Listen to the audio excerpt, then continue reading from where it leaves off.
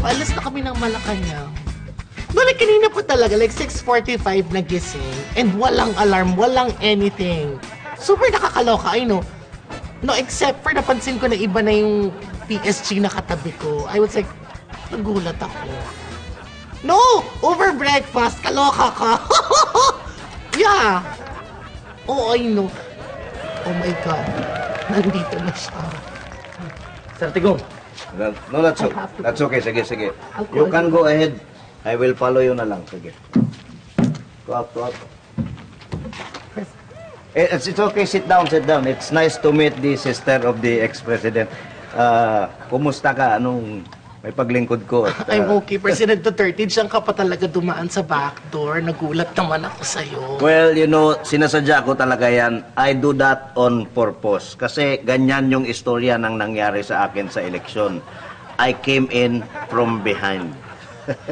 Pero, okay lang, napansin ko parang umiiyak ka. Huwag ka na umiyak kasi ganito lang talaga sa Malacanang. Pabago-bago mga tenants dire. Alam niyo po, President Duterte, sanay na naman po ako sa mga pabago-bago.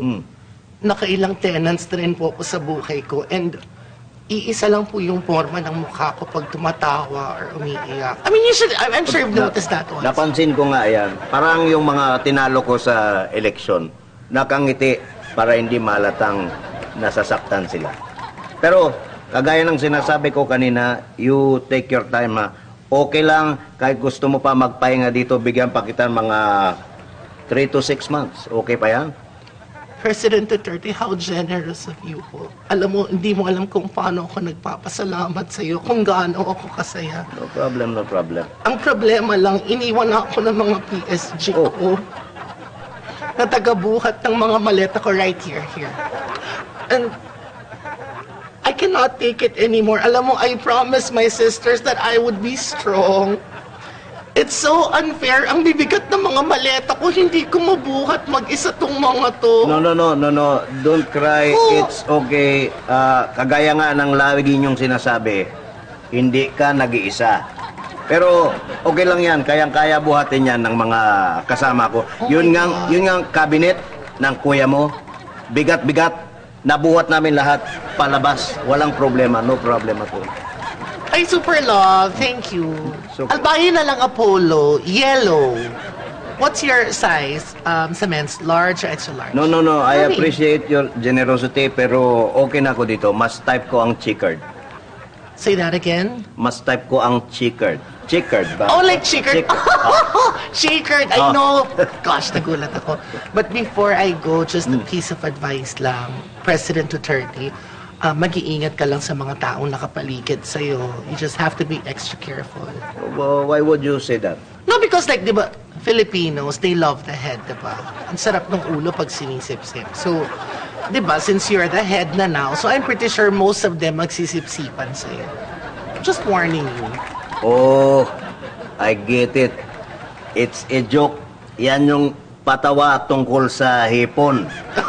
You remembered? Oo nga, naalala ko, natutuwa ko, meron kang sense of humor. Pero ako rin, word of advice, huwag ka na mag-joke tungkol sa mga hipon.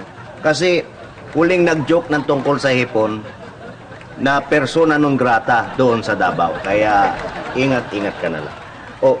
Gaya ng sinabi ko, just tell me, pagka ready to go ka na, pagka gusto mo na malis, alam ba ng mga anak mo itong daan na palabas?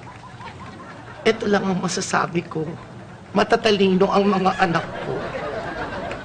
Alam nila kung ano ang totoo at alam nila kung ano ang palabas. Pwede, very good, very good. Kasi, alam mo, nakasarado pa yung main door. Magbubukas pa yan mga 2:30. Kasi 2:30. Kaya 2:30. I love it! At saka hindi mo na itanong, marami dyan nakaharang na mga Na ano po? kandidato. Kandado pala. Okay. Meron diyang Rojas na Bakal, Rojas na merong Jojolak. Chuchula. Sabi nga nung caretaker ko, masyado marami na kalawang. Oo, yeah. So sabi niya, dapat lagyan ng grease po. Ay, super love. Kaya, pati yung doorbell ba, papalitan ko sana. Kaya lang, Why? ay, gusto ko bago, siyempre, bagong pamumuno. Okay, para everything bagong doorbell. bago. Okay, Kaya I lang, ayaw nila papalitan dahil ayaw daw nila ng tunog. Oh, come on. Isa lang ang tunog nun. Ano bang tunog nun? Bong, bong. No more na. Yung dati na lang. O, basta, balikan kita dito, ha? Okay. Take your time, ha? Alright. Sige. Salamat, President Duterte. Marinig mo na lang, pagpasok ako, Doorbell. bong, bong. Ay! I'll cover my ears na lang to not hear it. Kaloka ka.